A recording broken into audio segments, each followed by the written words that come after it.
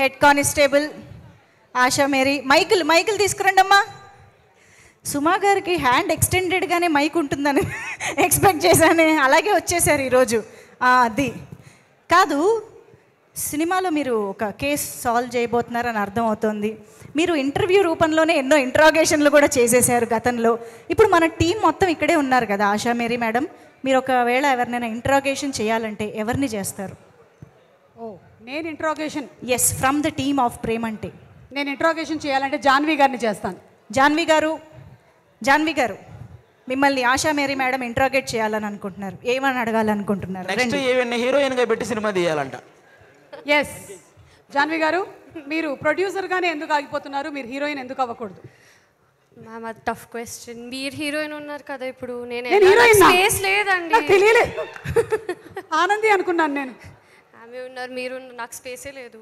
Market మాట్లాడడానికి ఇలా మాట్లాడతారు కానీ ఈవిడ గురించి నేను ఒకటి చెప్పాలనుకుంటున్నాను. ఒక పాట డెడికేట్ చేయాలనుకుంటున్నాను ఈవిడికి డెడికేట్ చేయాల్సిన పాట ఏంటంటే, అగ్గిపుల్ల లాంటి ఆడపిల్ల నేను, ఒక చిన్న చూపు చూస్తే ఊరుకోను, ఎందులోను నీకు నేను తీసిపోను, నీ సంగతి ఏంటో చూసుకుంటా పోను. జాన్వీకి కరెక్ట్ గా సెట్ అయ్యేటువంటి పాట. She is a fire brand అసలు. అంటే సునీల్ గారే అనుకుంటే సునీల్ గారి కన్నా 10 ఆకులు ఎక్కువ చదివిందమ్మా. సో మా ఇంట్రాగేషన్ అయిపోయింది. This is the loveliest interrogation I have ever seen. Interrogation కంటే ముందు ఈవిడ ఆశా మేరీ లాగా పోలీస్ అవతారం ఎత్తింది కదా, రీసెంట్ గా మీరు సాల్వ్ చేసిన అతి పెద్ద కేసు ఏదైనా ఉందా? ఐబొమ్మ కేసు చూసావా?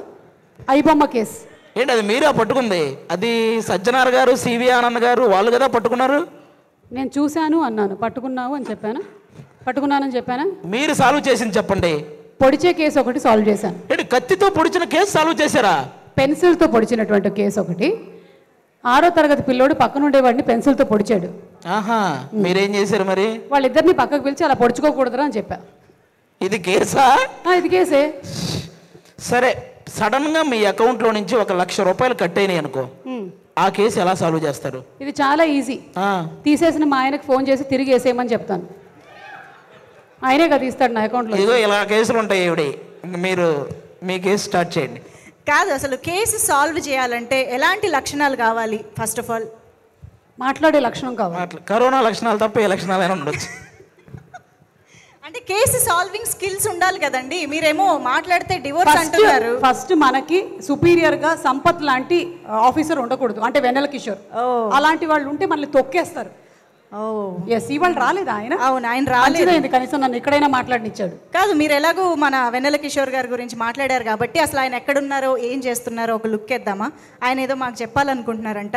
ఒకసారి వెన్నెల కిషోర్ గారి వీడియో రెడీ చేసుకోండి అమ్మా. వెన్నెల కిషోర్ గారు అసలు ఎక్కడున్నారు, ఏం చేస్తున్నారు, ఈవెంట్కి రాకుండా ప్రేమంటే సినిమా ఈవెంట్కి ఎందుకు రాలేదు చూద్దాం ఇప్పుడు.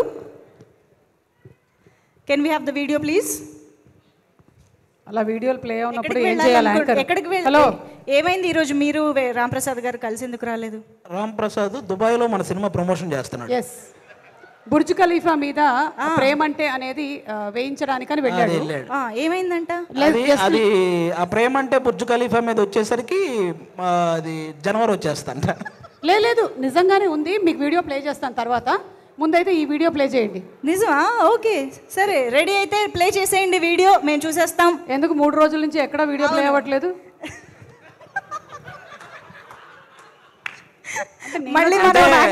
ఎందుకో అది మీ ప్రెజెన్సే అనుకుంటున్నాను. మీరు మేనేజ్ చేయడానికి స్కోప్ రావాలనే అలా జరుగుతుంది అనుకుంటా.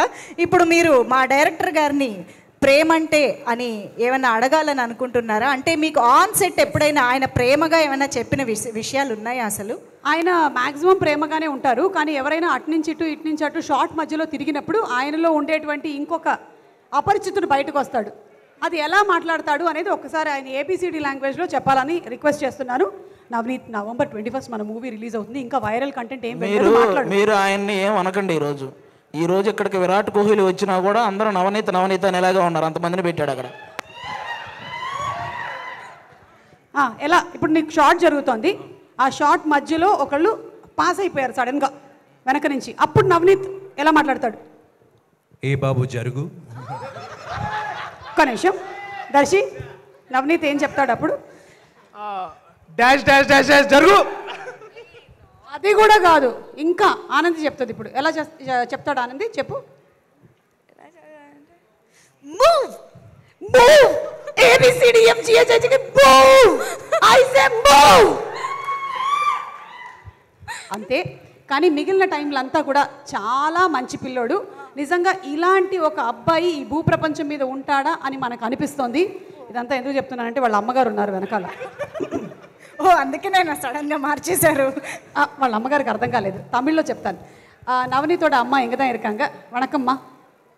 అమ్మ అమ్మ అమ్మ మీ అమ్మగారా? అక్కగారులో ఉన్నారేంటి? అవునా? నమస్కారం ఒక వాటి ప్లీజ్. ఓ మై గాడ్, అది నాకు అర్థమవుతుంది నీ అందం ఎక్కడి నుంచి వచ్చిందో. Thank you so much for giving such a wonderful director. అవ్వలేదా? Thank you. చాలా చెప్పాలనుకున్నాను, అమ్మని తీసుకొచ్చావు. ఓకే, మేము కూడా కాసేపు షాక్ అయ్యాం యాక్చువల్లీ. సో ప్రేమ అంటే అనే టైటిల్ పెట్టి మొత్తానికి సెట్లో మాత్రం ఏబిసిడీలు వచ్చాయని మాకు అర్థమైంది. కానీ మా రామ్ ప్రసాద్ గారు ఏం చెప్తున్నారో వీడియో రెడీ అయిందంట ఇప్పటికి. సో ఒక్కసారి వీడియో చూసేద్దాము.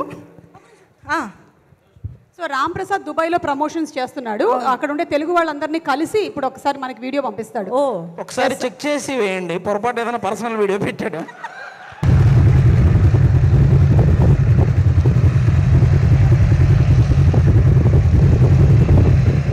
త్వరగా రా, నీ బిల్డప్ ఒకటి రా.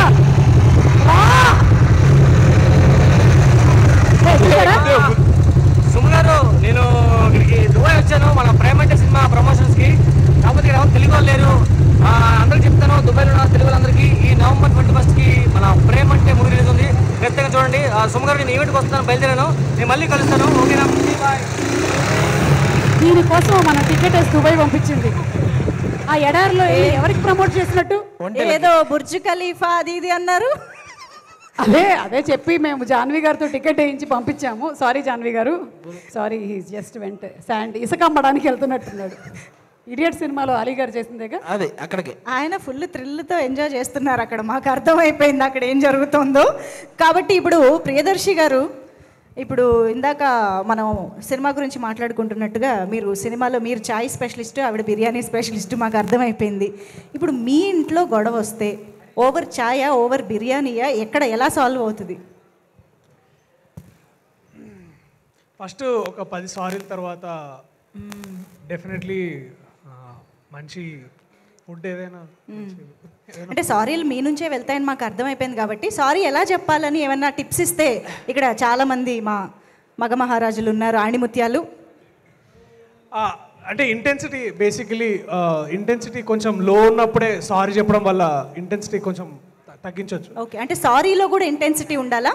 అంటే వాళ్ళు కోపడే దాంట్లో ఇంటెన్సిటీ ఉంటుంది కదా, దాన్ని బట్టి మనం ముందే సారీ చెప్పేస్తే ఓకే అక్కడే అంటే గాలివాన్తో పోయేదాకా అది వరదలాగా మారకుండా కంట్రోల్. ఇప్పుడు మా రమ్య ఇక్కడ ఉంది. అది మీరు చెప్పినటువంటి అమోఘమైన ఆన్సర్కి అమోఘమైన బిర్యానీ. నువ్వు మాట్లాడు, నేను బిర్యానీ. రమ్య గారు చేసిన బిర్యానీ కాదది. ఇప్పుడు మీకు సేమ్ క్వశ్చన్. మీ ఇంట్లో గొడవలు జరిగితే ఏంటి, చాయా బిర్యానీయా ఆర్ దేంతో సాల్వ్ చేసుకుంటారు? నాకు ఒక నవ్వు నవ్వితే చాలు. ఎవరు? ఈవిడే అందరికన్నా ఎక్కువ నవ్వుతుందమ్మా. అదే కదా, ఒక నవ్వు నవ్వితే చాలా. ఓకే, నో నీడ్ ఆఫ్ చాయ్. నేను చాలా సింపుల్ పర్సన్. ఓకే, ఒక చాయ్ తీసుకురండి. ఇప్పుడు చెప్తాను ఈవిడ నవ్వడానికి. దర్శి ఒకటి చెప్తాడు. ఒకసారి దర్శికి మైక్ ఇవ్వు. ఆయన ఆల్రెడీ బిర్యానీలో బిజీ. ఫ్రిడ్జ్ తెరిచినప్పుడు ఒకటి అన్నావు కదా, అది చెప్పు. ఫ్రిడ్జ్ తెరిచినప్పుడు అది రెడీ 1 2 అది డైలాగ్, అది సినిమాలోని డైలాగ్. ఎడ్డి ముఖం దానా?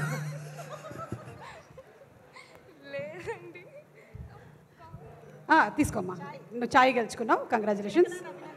ఎస్, అసలు ఛాయ్ గారికి కూడా ఛాయ్ ఇద్దాం అనుకున్నాం కానీ వెళ్ళిపోయాడు ఆయన.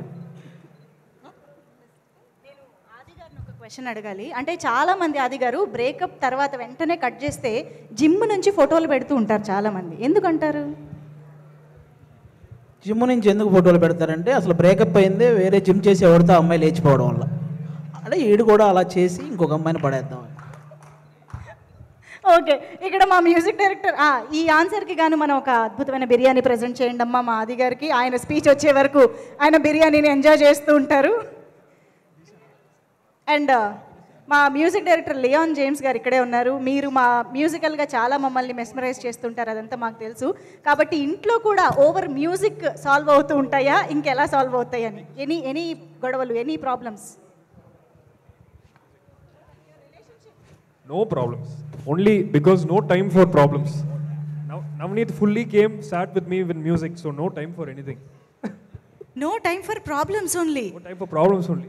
ఆహా, ఇలాంటి జీవులు కూడా ఉంటారని నాకు ఇప్పుడే తెలిసింది. రిలేషన్షిప్లో అసలు ప్రాబ్లమ్సే లేవంట సాల్వ్ చేసుకోవడానికి. ఓకే, ఒక్కసారి మీరు ఇలాగే కాస్త స్టేజ్ పైకి కూడా వచ్చేస్తే మీ స్పీచ్ కూడా వినడానికి మేము అందరం రెడీగా ఉన్నాము. రిక్వెస్టింగ్ లియాన్ జేమ్స్ గారు, the music director of this film, వేదిక పైకి రావాల్సిందిగా రిక్వెస్ట్ చేస్తూ, ఓరి దేవుడా